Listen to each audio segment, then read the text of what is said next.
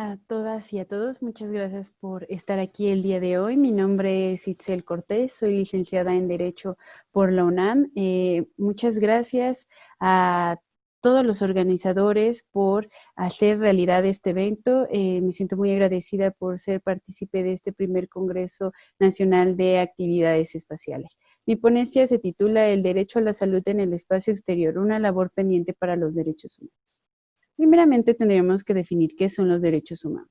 Naciones Unidas nos dice que son aquellos inherentes a todos los seres humanos sin distinción alguna. Tienen como característica ser universales, es decir, para todos e inalienables, no se pueden vender. Interdependientes e indivisibles, es decir, uno depende de otro para su cumplimiento e indivisibles. No podemos partir un derecho humano a 50% de derecho humano para una persona y 75% para otra persona. Iguales y no discriminatorios. Derechos y obligaciones, es decir, así como nosotros tenemos derechos, también tenemos que cumplir ciertas obligaciones. En el ámbito legal nacional, la Constitución Política de los Estados Unidos Mexicanos, en su artículo 1, también pone como característica que los derechos humanos son progresivos, es decir, que vayan evolucionando a través del tiempo.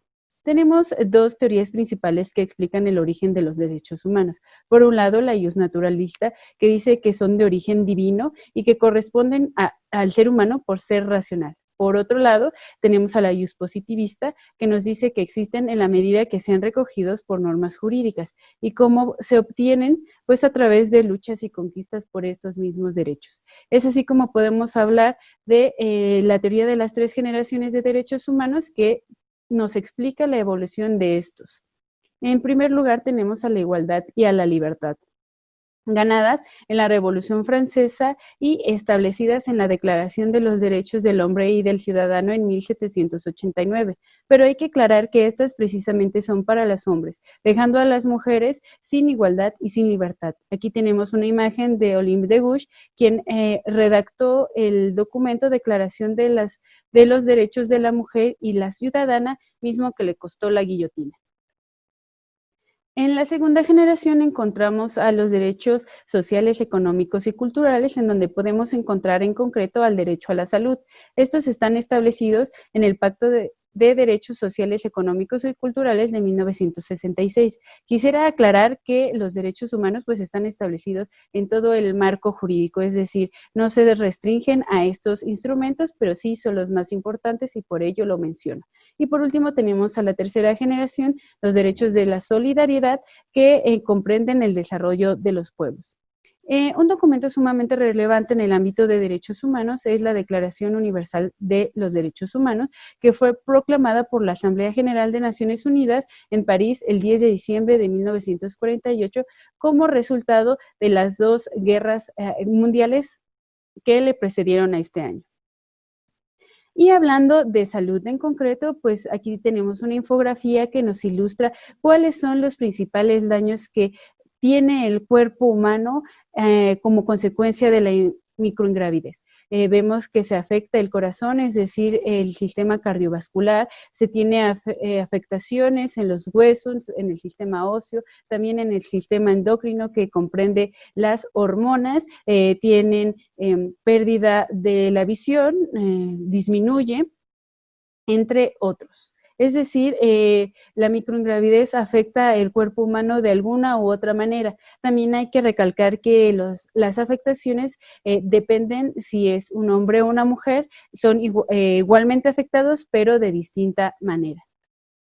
Un parteaguas en la medicina aeroespacial que nos ilustra mucho sobre estos efectos de la microingravidez en el cuerpo es este estudio que aquí les presento sobre los gemelos Kelly.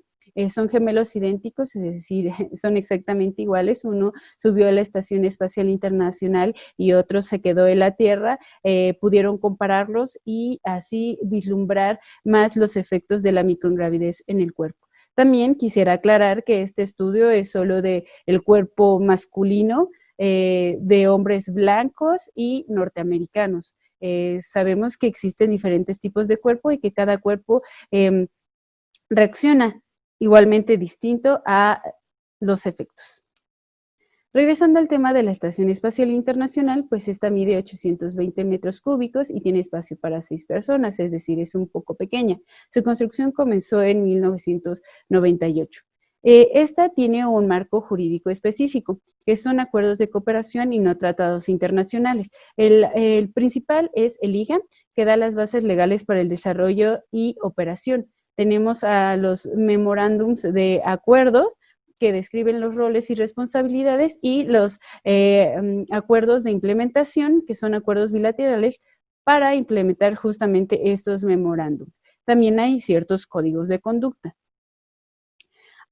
Este IGA fue firmado por los estados que conforman el proyecto de la Estación Espacial Internacional en 1998, es decir, al paralelo que se construía materialmente la estación, pues se construía el marco jurídico de esta. Forman parte Canadá, la Agencia Espacial Europea, Japón, se anexó Rusia tiempo después, y los Estados Unidos. Regresando al tema de derecho a la salud, pues buscamos dentro del IGA qué podría mencionar o cómo podría proteger a las personas que están subiendo a la Estación Espacial Internacional, porque como vimos, de alguna u otra forma van a ser afectados. Si no es físicamente, pues también existe un daño psicológico. Pero en el artículo 2 nos remite al marco jurídico de derecho ultraterrestre, que está conformado principalmente por 5 tratados internacionales sobre responsabilidad internacional, registro de objetos, principios que deben regir las actividades de los estados en los cuerpos celestes, que principalmente es el uso pacífico, y también hay un acuerdo sobre salvamento y devolución de astronautas. En ninguno de ellos se menciona o se protege el derecho a la salud. Más adelante encontramos el artículo 16, que nos habla de responsabilidad. En su sección 2 nos hace mención de que podemos entender como daño, pues precisamente alguna afectación a la salud, o ya sea muerte de alguna persona. Más adelante nos vuelve a mencionar la afectación a la salud, pero pues se restringe simplemente a mencionarla, no da mecanismos o alguna manera de proteger a los astronautas o cosmonautas que están trabajando en investigación. Eso por un lado, y por otro, tenemos el caso de las mujeres. Como mencionábamos, pues los cuerpos son distintos, y la primera distinción sería el del sexo, porque, bueno, las mujeres tienen ciertos ciclos específicos a su cuerpo, como puede ser la menstruación, factor que les impidió participar en la carrera espacial que se dio entre Estados Unidos y la Unión Soviética durante la Guerra Fría. También, pues, como hemos visto a lo largo de la exposición, pues no hay una protección ni una garantía del derecho a la salud de estos empleados que están, o estos científicos que están subiendo a la Estación Espacial Internacional.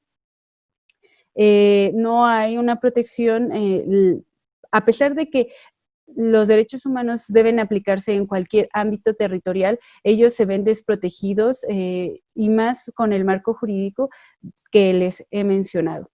Y también aquí vemos una afectación, hablando de este tema, al derecho humano a la igualdad.